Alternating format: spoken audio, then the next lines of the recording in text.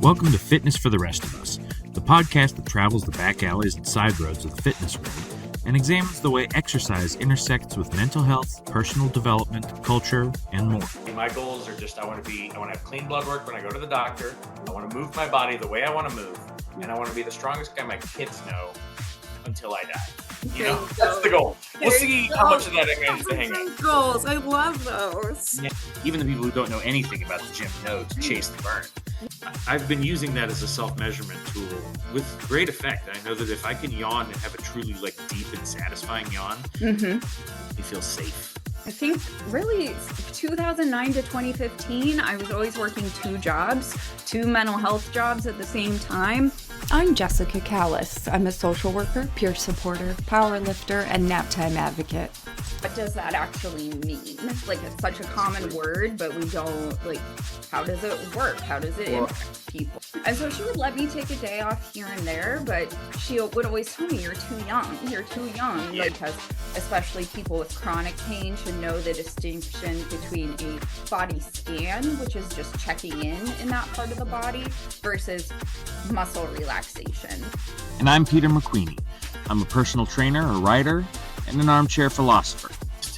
The best way I can really describe it was just an overabundance of energy and motivation and problematic levels of initiative. The number one question that I get asked by any clients I have that have weight loss on their radar, either in the recent past or as part of what we're doing together, to choose to live in a body that they accomplished through financial means rather than years of exercise. Cold immersion makes sense for athletes because if you are, say, a Major League Baseball player, a pitcher per se, and have a shoulder that is getting the type, even if it's a healthy shoulder. It's you should really mix this with water, but don't. You're just gonna freaking pour it in your eyeballs. Exactly. I know, right?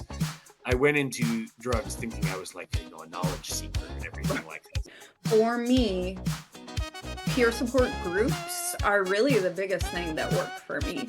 So in order to get where you personally want to be and have the most meaningful, productive life possible is to make sure that these are all in balance. And so that takes the nerve and it kind of stretches it out and brings back in. And then you can also do where you are going with, and that flosses it back and forth. Realized I needed something to help my chronic pain. I needed to build muscle so that my body was supported to live with chronic pain. There was something very raw and real about building your own weights, building your own squat rack that really helped me forge an emotional connection with it as a sport and as a movement. I wonder if I could put whey protein in a syrup and end up with something. That was you were trying to make the candy?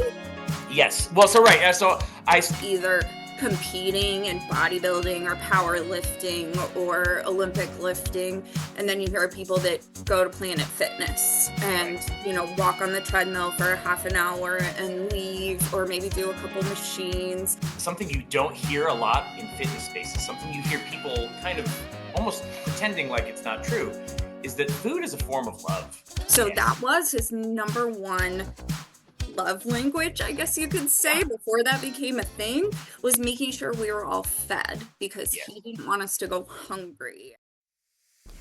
Welcome to Fitness for the Rest of Us, the podcast that makes fitness accessible and balanced for everyone.